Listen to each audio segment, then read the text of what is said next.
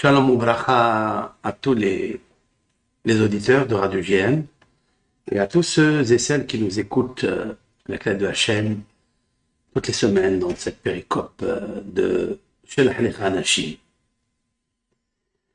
Les commentateurs ne saisissent pas le message que Hachem Yisbarach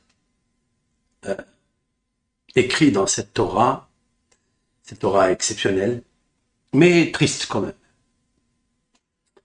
Des grandes personnalités comme les explorateurs, les espions, pour aller introspecter Eretz Israël, si elle est belle, elle est bonne, si elle est forte, si elle est faible. Eretz Israël, on le sait très bien, c'est la pupille de Dieu. Eretz Israël, c'est l'endroit le plus sacré au monde. Et plus on pénètre du côté sud d'Eretz Israël, et plus on est fasciné de la pureté, de la grandeur d'Eretz Israël. Le Ham Israël, il le sait à travers les archives qu'ils ont reçues dans la Torah. Bien sûr que Moshe Rabbeinu a expliqué qui était Adam Arishon, qu'est-ce qu'il est, où il était, en Eretz Israël, dans le Gan Eden. Cet endroit est choisi par Hachem à la création du premier homme, c'est-à-dire l'œuvre de Dieu. Il y avait Hachem et Adam, et l'endroit en Eretz Israël. Les commentateurs, dans la Gemara, dans le Midrash, disent que la création de l'homme elle-même, elle est de Har HaMoriah. Là où se trouve le Beth Amikdash, là où se construit le Beth Amikdash, là où le troisième Beth Amikdash sera construit. Akadosh Baruch Hu a pris une terre vierge de cet endroit et il a façonné, formé Adam Arishon. Il n'a pas choisi n'importe quel endroit. Donc Eretz Israël, c'est sûr et certain, c'est la pupille de Dieu. Et Moshe Rabbeinu de transmettre au béni Israël, puisqu'il le sait, à Har Sinaï, Dieu lui a tout expliqué. Puisque si nous connaissons aujourd'hui, nous sommes au courant aujourd'hui de la Bible, de Bereshit, jusqu'à là, c'est Moshe Rabbeinu qui nous l'a transmis. Ça s'est avéré tout émet, véridique. Le peuple d'Israël va descendre en Égypte, il sortira de là, pour aller dans la terre promise à Abraham, Isaac et Jacob. Ils le savent, qu'ils ne vont pas rester dans un désert. Donc Eretz Israël, pour eux, c'est très simple, la pupille de Dieu. Ils le savent. Alors, qu'est-ce qui se passe? Pourquoi? Et c'est grand de la Torah, puisque Moshe Rabbeinu va choisir les meilleurs parmi eux. Et il va leur demander de rapporter des rapports favorables.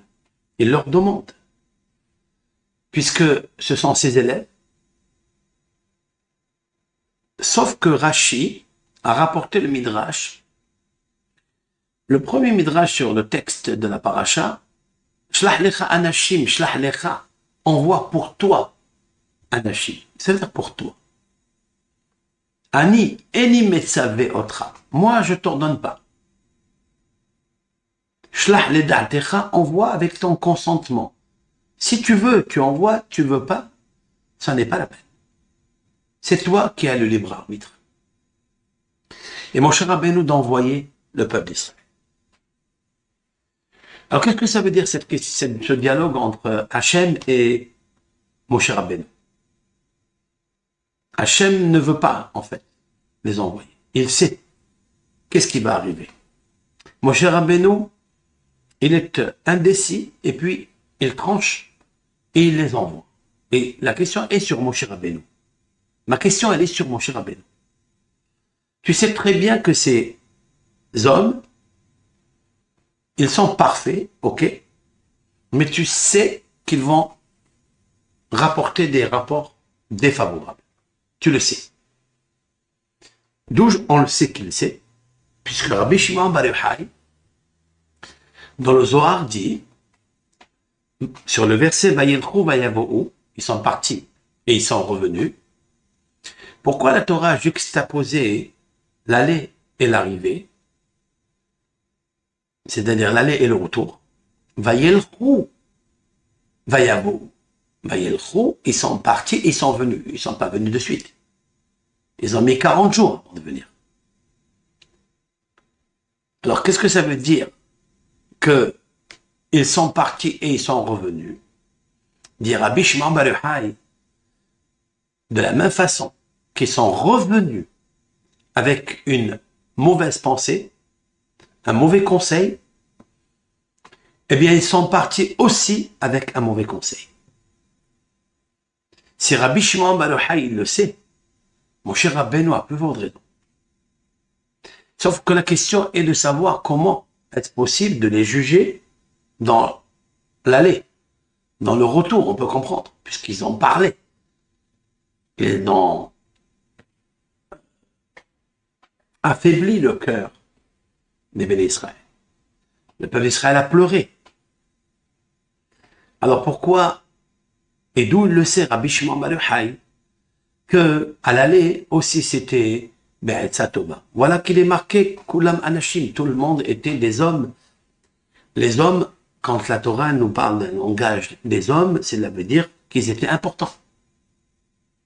Ma question est de savoir, Rabbi Shimon Bar Yochai, d'où il le sait? Quel est le mot? C'est vrai qu'il y a ici une juxtaposition, mais il nous faut comprendre. Le retour, je comprends qu'ils sont venus avec un mauvais conseil, mais l'aller, comment est-ce possible que quand ils sont partis, ils avaient déjà une mauvaise pensée de rapporter des rapports défavorables et troublants, même qui ont provoqué la mort de toutes ces générations dans le désert avant de rentrer en Eretz Israël. Ils n'ont pas mérité. Plus encore, ils n'ont pas la part au monde futur. Cela veut dire Tchiyat Amiti. C'est un peu bizarre. C'est un peu inquiétant même. Alors, ça me donne à réfléchir. Alors, c'est quoi Kulam Anashim? Kulam Tzadikim, ils étaient tous des Tzadikim. Plus encore, mon cher Rabbeinu, dans la paracha, il va bénir son élève, Yehoshua. Et la traduction de cette bénédiction, c'est que Vaikra Hashem Osheya Yehoshua, c'est-à-dire Yud, il lui a ajouté un Yud parce que Hashem Yoshiacha Me'atzat Meragelim. L'Éternel te protège du mauvais conseil des explorateurs. Mon cher Rabbeinu, le fait d'ajouter une lettre à Yehoshua et lui donne la raison pourquoi les explorateurs ont un mauvais conseil et donc toi ne tombe pas dans le piège. Cela veut dire que mon cher Rabbeinu le sait. D'où il le sait? D'où mon cher Rabbeinu il sait, puisque c'est lui qui les choisit. Et s'il le sait, ne choisit personne et au contraire, met un veto pour cette exploration parce que normalement, ils vont rapporter et ils vont détruire tout un peuple. Et quand même, mon cher Rabbeinu, il les envoie, et c'est ça qui m'étonne, qui me fascine, de savoir quelle est la raison profonde. Pourquoi mon cher Rabbeinu, finalement, il les laisse partir. Sauf que, il protège son élève Yehoshua. Et pourquoi il ne protège pas Caleb Ben Yefouné? Caleb Ben Yefouné aussi, c'est quelqu'un qui n'a pas écouté les Meragelim. Il est allé voir les Havot à Hebron. Comme disent nos sages, il s'est faufilé parmi les sentiers pour arriver à Hebron, là où est enterré les patriarches, et disent nos sages qu'il s'est mis en danger. Caleb Ben Yefouné s'est mis en danger, puisque la Torah déclare Vesham Ahiman, Sheshai Vetalmai, il y avait des géants à Hebron, et Caleb Ben Yefouné s'est mis en danger de partir, de rentrer jusqu'à Hebron. Comme aujourd'hui, c'est très difficile, il faut être escorté, etc. Pour comprendre toutes ces questions, je voudrais d'abord apporter une première réponse de Rabbi Haim el-Attar. Rabbi Haim el-Attar, dans son commentaire, qui est le Or HaHaim HaKadosh, nous dit que lorsqu'ils sont partis, aussi ils avaient un mauvais conseil. Pourquoi? Parce que tant qu'ils étaient à côté de Moshe Rabbeinu, tant qu'ils avaient le visage de Moshe Rabbeinu devant eux, ils n'osaient pas avoir le mauvais conseil. Ils avaient maîtrisé le conseil profond qui habitait en eux, et on va voir quel était le mauvais conseil qu'ils avaient en tête. C'est qu'en fait, Moshe Rabbeinu était le dmout, le visage, qui était tellement kadosh, tellement pur, que le peuple d'Israël et les Meragelim surtout n'avaient pas envie de quitter l'endroit, sauf que le peuple a demandé cela. En fait, les Meragelim avaient une grande émouna en Hachem. C'était des vrais tzaddik. Et tant qu'ils étaient à côté de Moshe Rabbeinu, ils ont complètement annihilé l'idée d'avoir apporté des paroles défavorables. Pour une raison que le Zohar HaKadosh explique. Le Zohar HaKadosh explique, donc Rabbi Shimon bar Yochai, encore une fois, accuse les Meragelim d'avoir peur de leur place, de perdre leur place. Et tant qu'ils sont dans le désert, ils sont habitués à ce protocole de Nessi'ut, c'est-à-dire de présidence.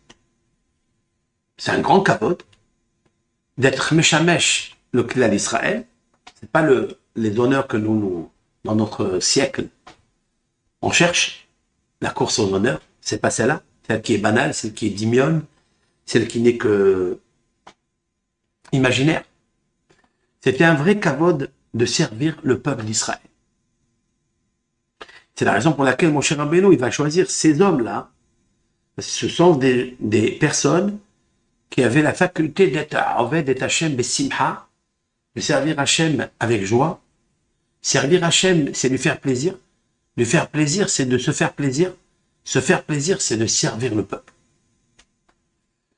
Mais ils ont eu peur qu'en entrant en RS Israël, on va devoir changer et mettre des jeunes à la place. Voici ce qu'il aurait monté à la tête, à l'idée.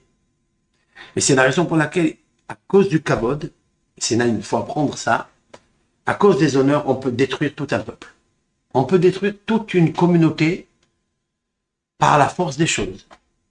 Et les Shem Shamaim. Le Shem Shamaim, qu'est-ce que les Shem Shamaim? C'est quand vous pensez que vous êtes en train de faire la Avodat Hashem, que vous êtes en train d'employer la gouvernance, la présidence, pour donner la gloire à Kadosh Baruch Hu. Le Shem Shamaim. C'est un vêtement qui est très difficile à retirer. Je citerai d'abord ce qu'a dit Rabbi Israël Salanter. Rabbi Israël Salanter a dit quelque chose de profond. Il a enraciné dans son livre Or Israël, qui est un livre fabuleux. Il y a deux sortes de Yetzer Hara.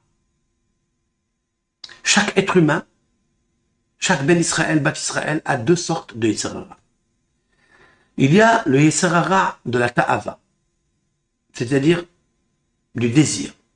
Du désir Kin'a, Ta'ava, Kavod. Cela veut dire tivei, naturel.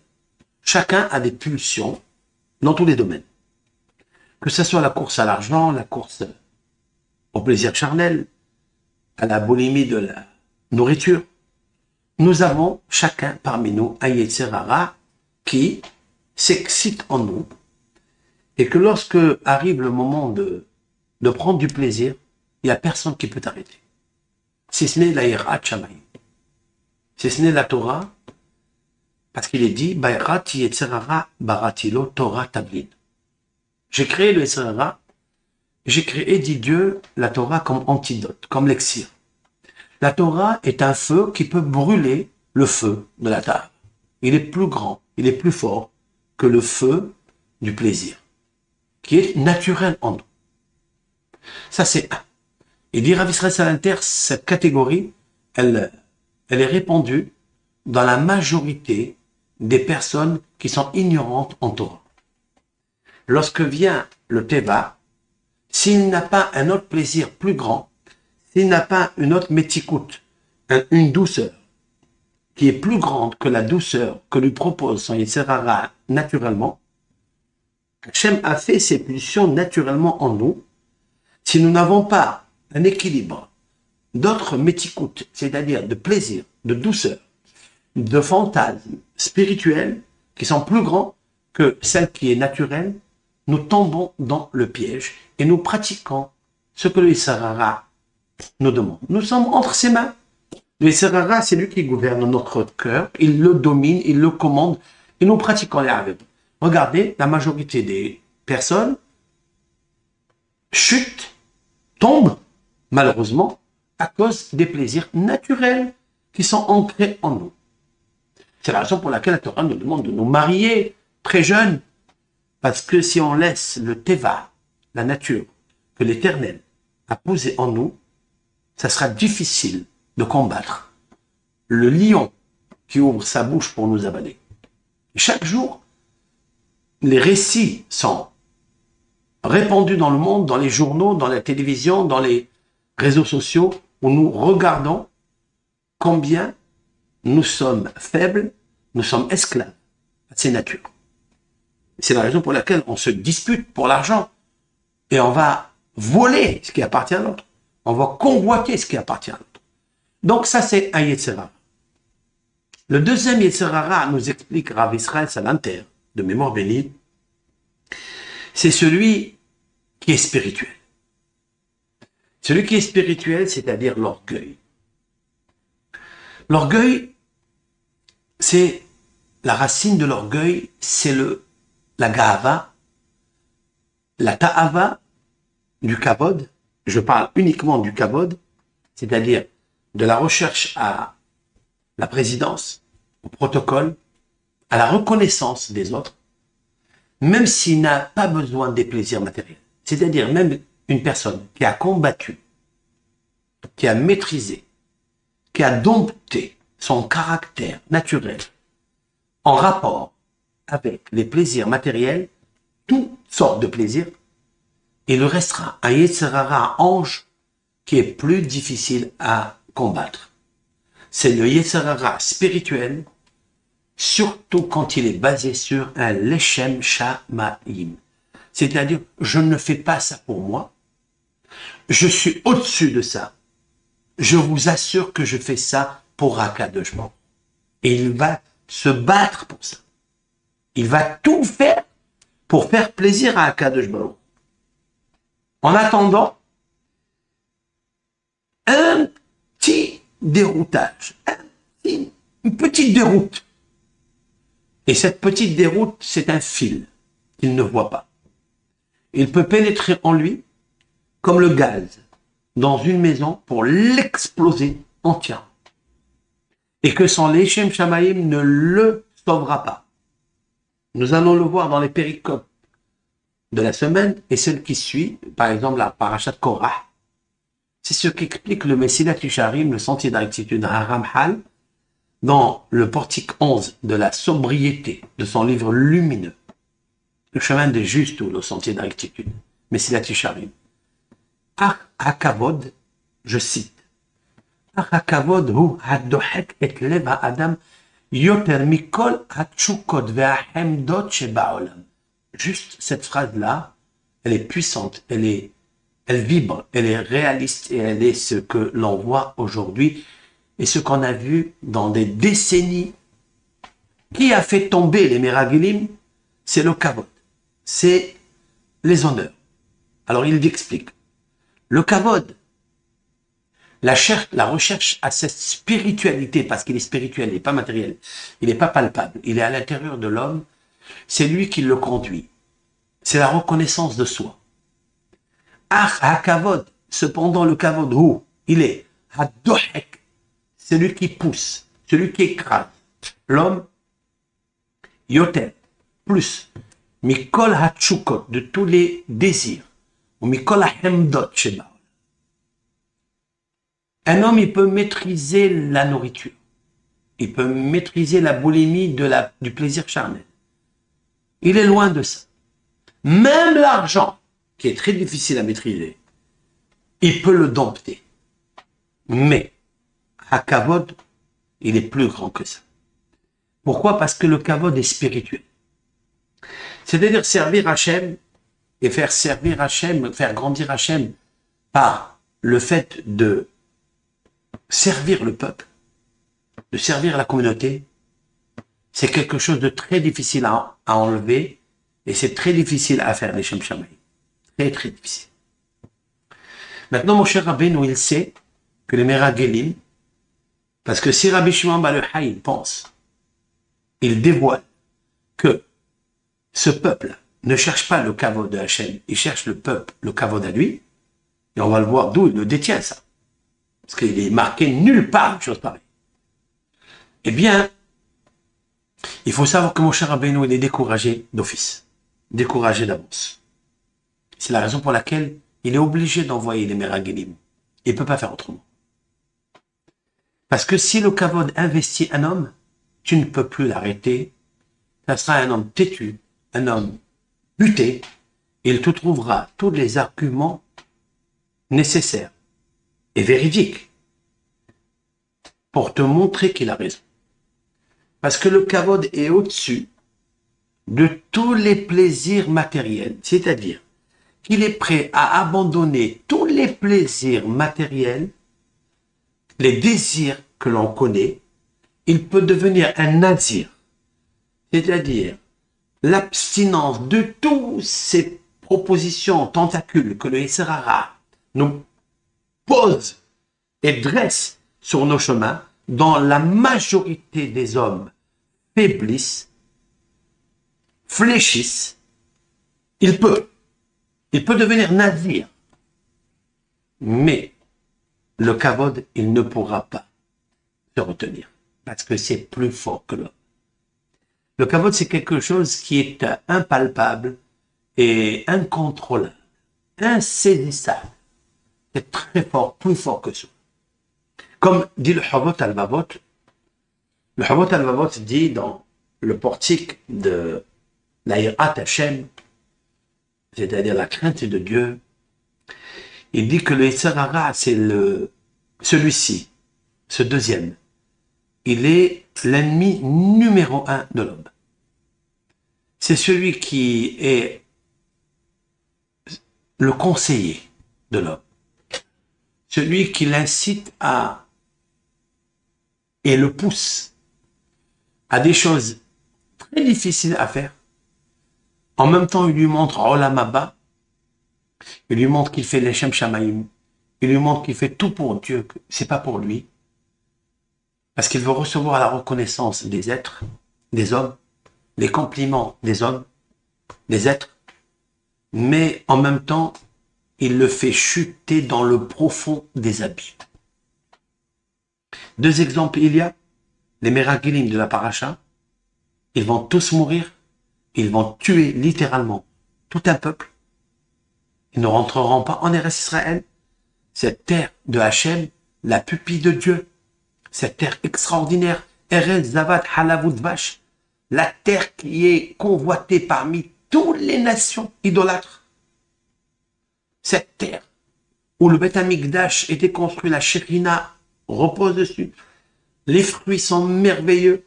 Tout est extraordinaire en Eretz Israël. Eh bien, ils vont tout saccagé à cause du kavod. Et la question est de savoir, mais si moi, le petit que je suis, je le sais, que Eretz Israël, c'est beau, c'est magnifique, c'est la Kedusha, c'est l'endroit le plus sacré au monde. Surtout en Eretz Israël, surtout à Jérusalem, et surtout dans le côté la Ma'aravi, là où se pose le Beth Amikdash, là où il y a le Saint des Saints, la Shekhina, l'endroit que a désiré Hachem se reposer, résider, plus exactement. Moi, je le sais, lui, eux, ils savent pas ça, que si on était toute cette génération ici, avec tous les hachamim d'aujourd'hui, d'hier, d'avant-hier, jusqu'à la génération des 12 Nessim, explorateurs, on serait comme la pellicule d'un oignon par rapport à l'oignon. Vous savez, la pellicule de l'oignon, elle est très fine. Nous, c'est toutes les générations, avec tous les rabbins, les géonim, les sages, avec tous les génies, tous les géants en Torah que nous avons eus, depuis les Merakelim jusqu'à aujourd'hui, nous serons tous comme la pellicule de l'oignon, ou comme la pellicule d'une pastèque. C'est-à-dire, ils étaient tellement grandioses, comment ça se fait qu'ils sont tombés dans le piège? C'est ça la question. Pour répondre à cette question qui est très pertinente, j'ai jamais pensé. Alors si c'est émettre tout ce que je dis, pourquoi mon cher Rabbeinu, il les arrête pas? De suite. Vous arrêtez tout de suite. C'est moi qui décide. Pourquoi il le fait pas?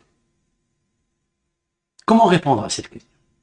Eh bien, j'ai jeté un œil et tzatzti Baruch Hashem dans le livre de Devarim. Dans le livre de Devarim, c'est une réponse que je vais vous donner qui est très simple, mais qui est vraie. Pourquoi elle est vraie? Pas parce que je vais le dire, c'est parce que mon cher Rabbeinu va le dire.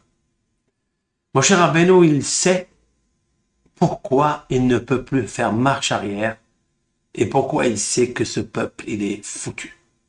Que ce peuple qui va partir en explorer la terre et qui ont demandé d'explorer la terre, c'est un peuple qui ne mérite pas d'habiter Eretz Israël. Même les grands. Lorsque je regarde dans Devarim, Perek Aleph, Pasuk Krabbe, la Torah nous dit quelque chose. Le livre de Devarim, d'abord, en préface, c'est Moshe Rabbeinu qui l'a écrit. Moshe Rabbeinu donc a fait une révision de tout ce qui s'est passé dans les 4 livres de la Bible. Et Moshe Rabbeinu a fait dans la première péricope qui est Devarim, Elea Devarim Asher Diber Moshe. Voici les paroles que Moshe a parlé avec le peuple d'Israël. Ça s'appelle Devarim. Qu'est-ce que Davar? Qu'est-ce que Dibour? Rashi explique dans plusieurs endroits, et c'est une Gemara, un Dibour est là, Davar caché. Des paroles dures. Ve'en Amira est la Tahanunim. Lorsque Moshe Rabbeinu il dit Amira, Omer, Ama, c'est Amira, c'est douceur. C'est miséricorde. Dibour, c'est Davar. Davar, ça veut dire Dabbar. Dabbar, ça veut dire c'est un président, un chef de la tribu qui est imposant, qui est strict et qui laisse rigoureux, qui ne laisse rien passer. C'est un Dabbar. Donc, le mot Dabbar. Les kabbalistes, je dirais, avec l'aide de Hachem, disent Davar, c'est Dalet Bet Resh. Din Belo Rahami. C'est une loi, c'est une justice sans miséricorde. J'ajoute sur eux Amar. Donc d'abord, c'est Din Belo Rahami. Ça veut dire que lorsque mon cher Rabbeinu il a parlé Tochahot, il a parlé Tochahot dur, sans miséricorde. Pour leur bien, bien sûr. Mais j'ajouterai ce que Amar, qui veut dire Tahanunim, c'est-à-dire miséricorde, Amar, c'est Rachetemot, El Malé Rahamim. Dieu est plein de miséricorde. Voilà pourquoi Rashi nous dit que Tahanunim, c'est Amar.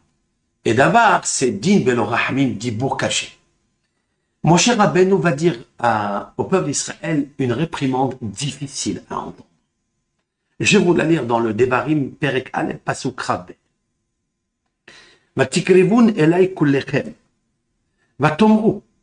Vous vous êtes approchés de moi tous ensemble. Vatomru, vous avez dit, Nishleha anashim lefanenu. En voyant des hommes devant nous. Veyahperu lanu et haaretz. Et ils vont explorer pour nous la terre. Veyashivu otanu davar. Ils vont nous ramener donc des rapports. Davar et aderech ashen na'aleba. Quel est le chemin qu'il nous faut prendre? Mais et arim ashen navu aleh. Quelles sont les villes? Nous allons stratégiquement. Vous savez très bien qu'aujourd'hui, les stratagèmes de tout la sécurité militaire, etc., c'est de savoir, de s'informer quelle est la force de l'ennemi. Où se trouve la force de l'ennemi? Que ce soit dans la position des murs qu'ils mettent pour ne pas que, des murailles, pour ne pas que les ennemis rentrent chez eux, est-ce que la force arsenal, etc., etc. Donc l'espionnage qu'ils ont demandé, c'est de savoir quelle est la route à entreprendre pour savoir où est leur faiblesse. Comment les contrecarrer. Voici ce que nos sages disent. Maintenant, nous allons lire ensemble Rashi. Vatikrevun elai kullechem. D'accord? Qu'est-ce que ça veut dire? Rashi. Be'ir boubia. Kullechem, ça veut dire tous en même temps. Il aurait pu dire Vatikrevun elai. Vous vous êtes approchés à moi. C'est quoi le mot kullechem? Si vous vous êtes approchés, ça veut dire tous. Pourquoi elle a ajouté la Torah le mot kullechem tous? Il dit Rashi. Be'ir boubia. Tous mélangés. Waouh! Be'ir boubia.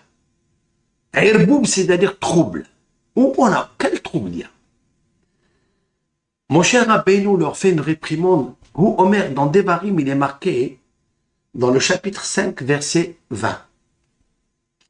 Vatikrevun elai kol rashi shiftechem veziknechem batomrun hen heranu Hashem Elokeinu et morao ve'et godlo. J'explique.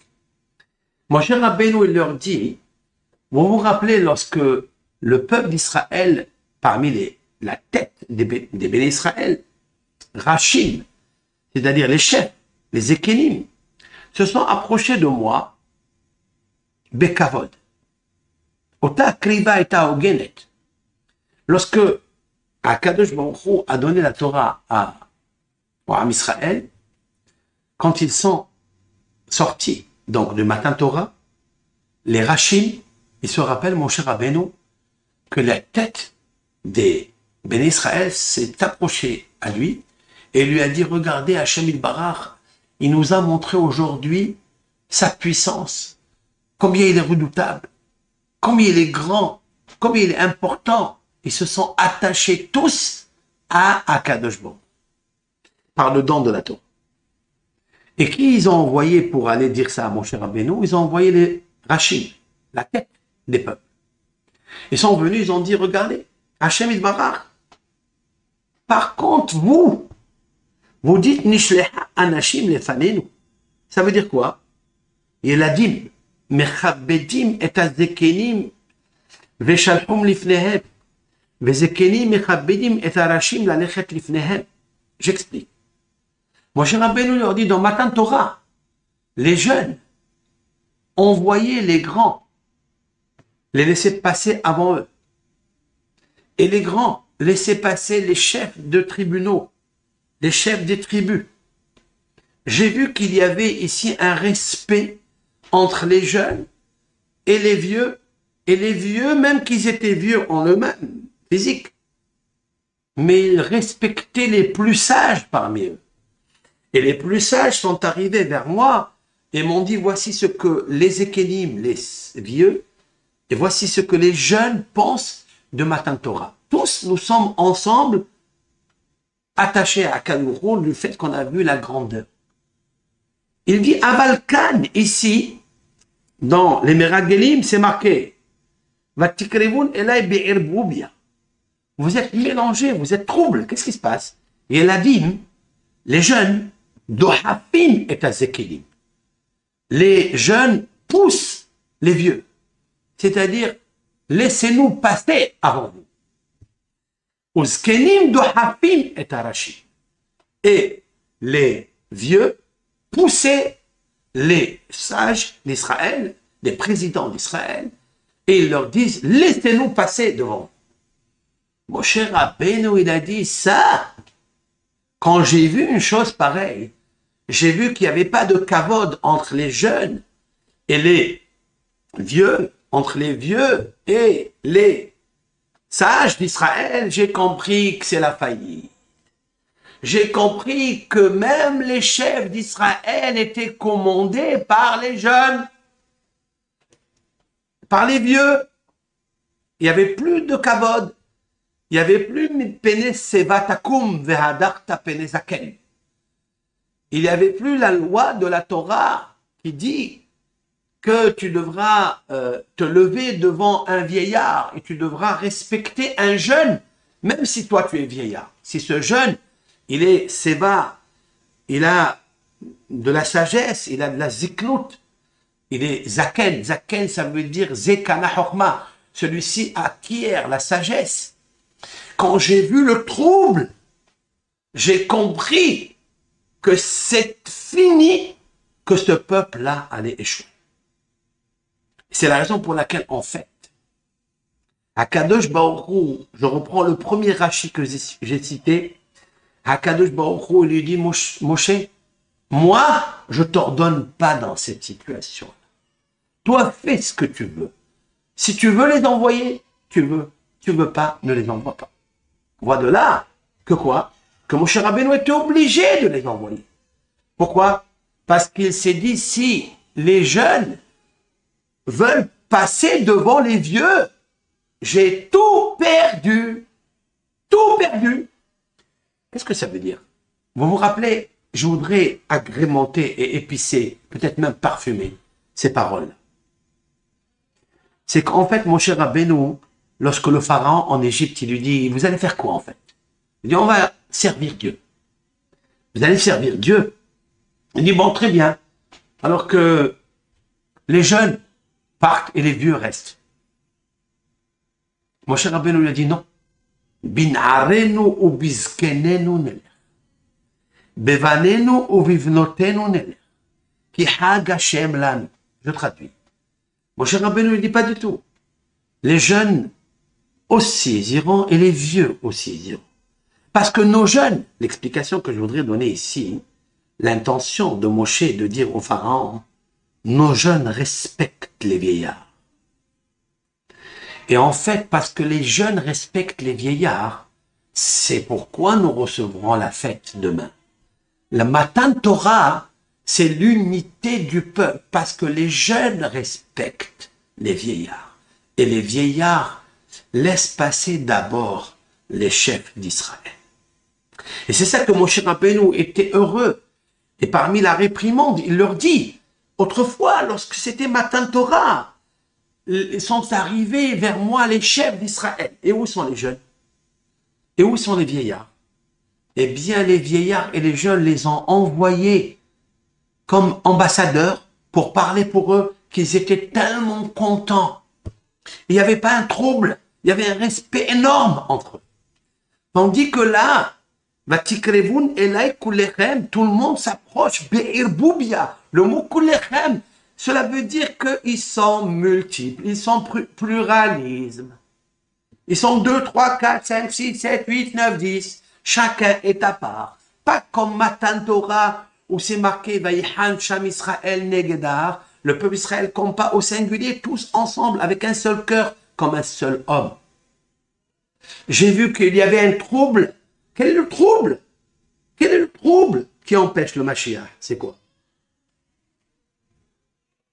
La Gemara dans le traité Sota nous dit qu'à la fin des temps, les jeunes vont être effrontés à l'égard des vieux.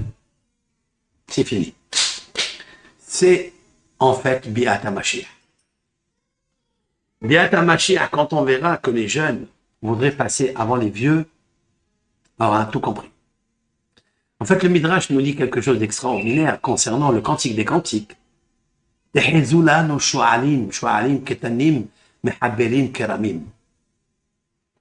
Le Rav Ovadia Yosef, dans la préface de son livre, je crois numéro 9, le Yabir Omer, il dit qu'il y a, dans son époque à lui, il parle de lui, et dans notre génération, il y a des petits jeunes rabbins qui viennent de se soulever et d'essayer d'étudier. Ils sont assis 12 heures à étudier la Torah.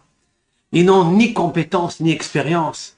Et ils veulent contredire les sages d'Israël, les vieux.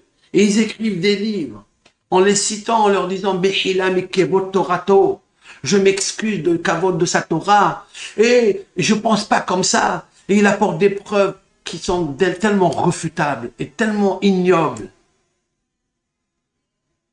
Et dit Rav Ovadia Yosef, il cite le pasuk « Ehezulanu shu'alim, shu'alim ketanim, mehabelim keramin » Il y a des petits renards qui viennent de se lever et qui font comme s'ils étaient des grands expérimentés.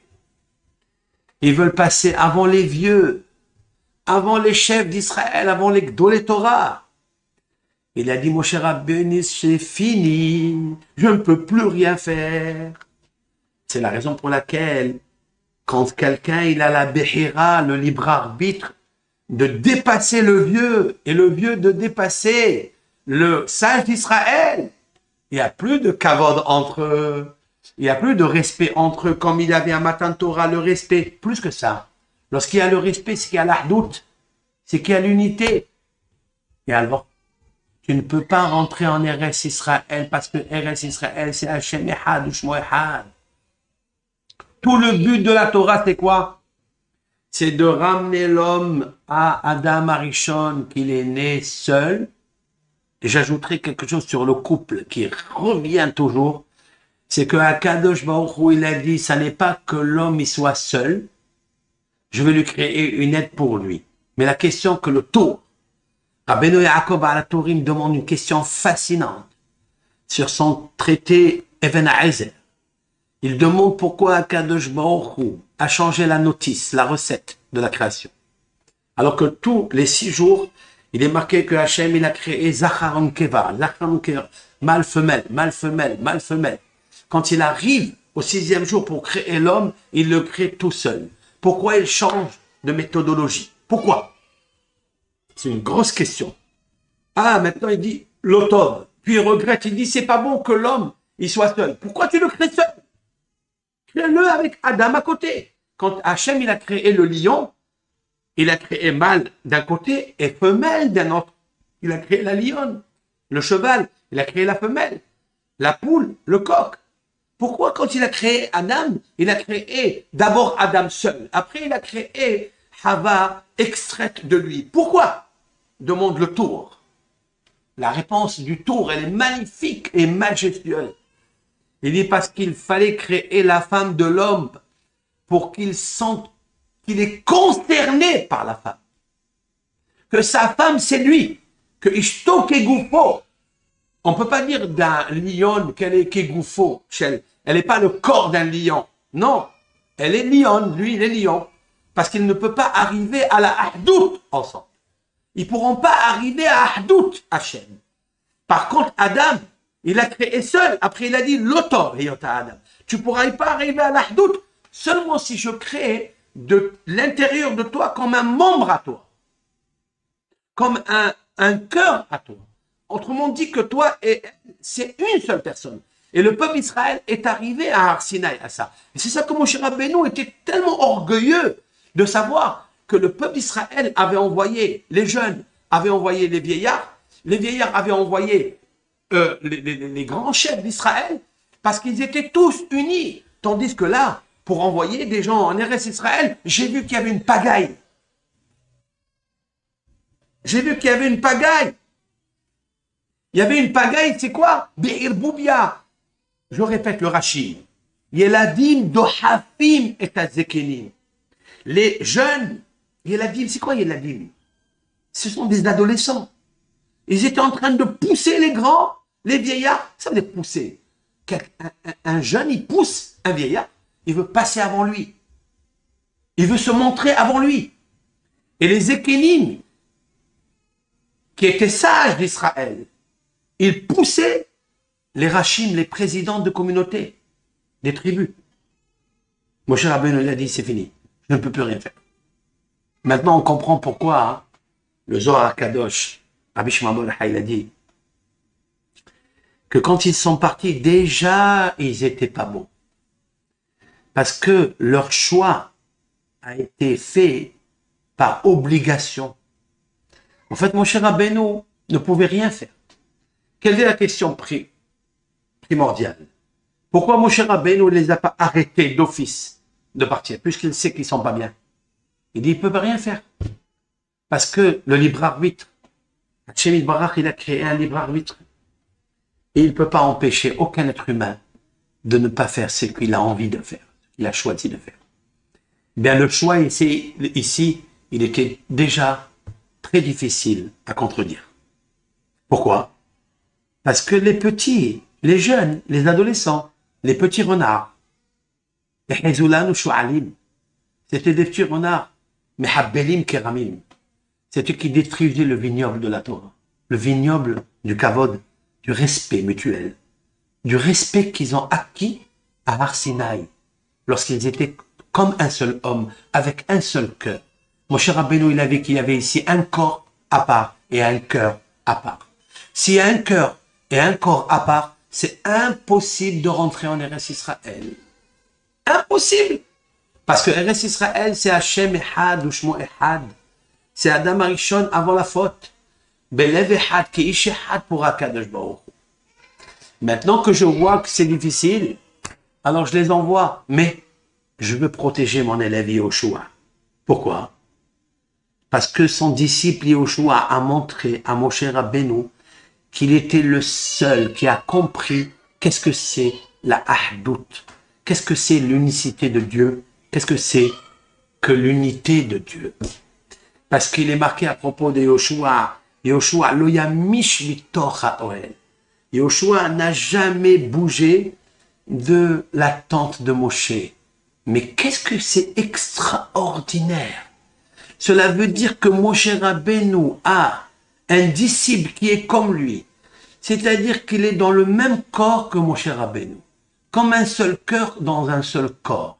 Et c'est la raison pour laquelle il ne se détache pas de lui.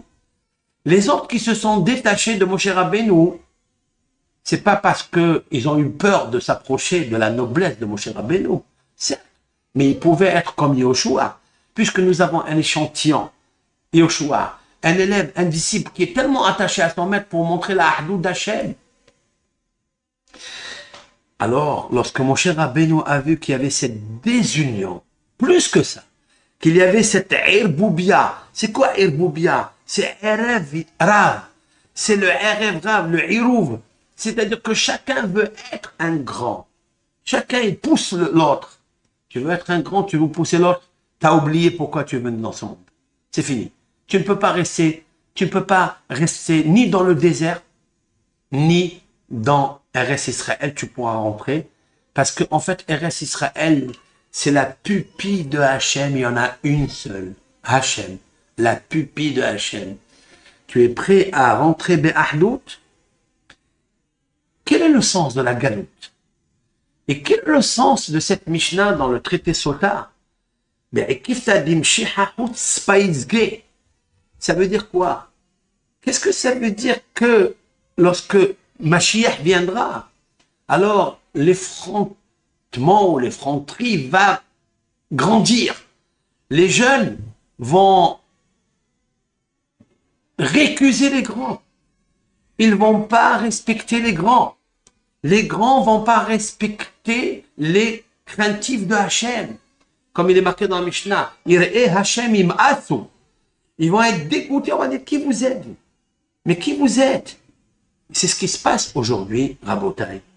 Moshe Rabbeinu, il a vu que ce qu'il avait dit un jour au Pharaon allait se détruire par le fait d'envoyer des explorateurs, mais des explorateurs qui sont envoyés malgré lui, parce qu'ils ont choisi la Irboubia, que les jeunes adolescents récusaient et dérangeaient les vieillards. Et les vieillards, c'est-à-dire même les grands en Torah, Zaked, les Ekenim, eh bien, ils récusaient les chefs de tribus. Alors, qu'est-ce qu'on peut penser des chefs des tribus maintenant? c'est qu'ils sont incapables de le faire. C'est la raison pour laquelle peut-être Rabbi Shimon bar Yochai a dit que ces chefs spirituels qu'on a envoyés, ils ont eu peur pour leur cadre. Oui. Pourquoi? Parce qu'ils ont vu que les jeunes, comme je viens de préciter sur l'Rashi, étaient en train de pousser les vieillards. Ils ont dit peut-être que là-bas en Eretz Israël, en arrivant, pour ne pas faire de mahloket, on va nous changer de place. On va déplacer notre protocole, notre présidence, en choisissant des hatsoufim. C'est-à-dire, on a peur qu'un jour, comme il existait en Eretz Israël, que le grand prêtre était choisi parce qu'il avait de l'argent. Comme on a étudié dans la Megillah de Ruth, c'est que les jeunes, les gens, jugeaient les juges. On est arrivé à une catastrophe. S'il y a ça, alors immédiatement il y a la famine. Parce que la famine, elle a commencé déjà dans la Aïr Boubia. Elle a commencé où? Parmi les explorateurs. Parce que vous êtes venus tous troubles. Les jeunes, les adolescents repoussent les vieillards. Tu repousses les vieillards, Moshe ne peut rien faire. Même les grands, ils ont compris que cette génération, elle est très difficile. Donc, il fallait mieux rester dans le désert que de rentrer en Eretz Israël en sachant, comme l'a su Moshe d'ailleurs, que c'était déjà un échec inévitable, incontrôlable. Voilà pourquoi, avec l'aide de Hachem, à l'avènement messianique, quand on verra tous ces simanim, on dira c'est le Mashiach. Et en fait, c'est ce qui se passe aujourd'hui. C'est ce qui se passe en Eretz Israël aujourd'hui, où il y a le côté gauche qui est très difficile à maîtriser, très très difficile, que Hachem il envoie la Teshuvah à tous les Am Israël parce que même qu'il est gauchiste et qu'il est gauche, d'accord, mais on sait très bien que c'est un Ben Israël. Et ce Ben Israël, on demande à Hachem de lui envoyer la Refoua Shelema dans la Teshuvah. Cette Refoua Shelema, on a besoin pour ne pas que ce jeune donne un coup de pied au vieillard et que le vieillard lui aussi soit influencé de manquer de respect au Gdolé Hador, aux grands de la génération. S'ils l'ont manqué à Moshe Rabbeinu, ils ne vont pas le manquer aux plus grands de notre génération? Bien sûr que oui. Voilà pourquoi Moshe Rabbeinu il a dit je ne peux rien faire, je suis obligé de les envoyer parce que c'est le libre arbitre. Vous savez pourquoi on souffre encore? Mais c'est à cause du libre arbitre. Alors on demande à Hachem Ilbarach de prendre son conseil, de prendre le libre arbitre et d'aller dans le côté le meilleur pour nous, de choisir le plus beau pour nous. C'est la Ahdout, c'est l'unité du Am Israël, c'est de faire une seule pièce, Miksha Ahad, pour que l'Éternel puisse parler parmi nous, pour que l'unicité de Hakadosh Baruch Hu revienne, parce que c'est ça qu'il a choisi. C'est l'unicité de Hachem Barach, qui est Eretz Israël, qui est la pupille de Dieu. Jérusalem, il y a une. Beth Amikdash, il y a un. Et le peuple d'Israël, il y a un. Kutsha Berechu, le Oraita, Ubne Israël, Hadou. Le peuple d'Israël est un. La Torah est un. Et Hakadosh Baruch Hu est un. Donc on ne doit pas être un. Hein, en un mot. Et un. Hein, et un. D'accord? Et pour arriver à un, il faut éteindre. Là, cette fois-ci, en un mot. Éteins la mahloket. Éteins la course au kavod. Fond dans la divinité pour recevoir l'unicité grâce à l'unité. Shabbat, shalom à toute la communauté.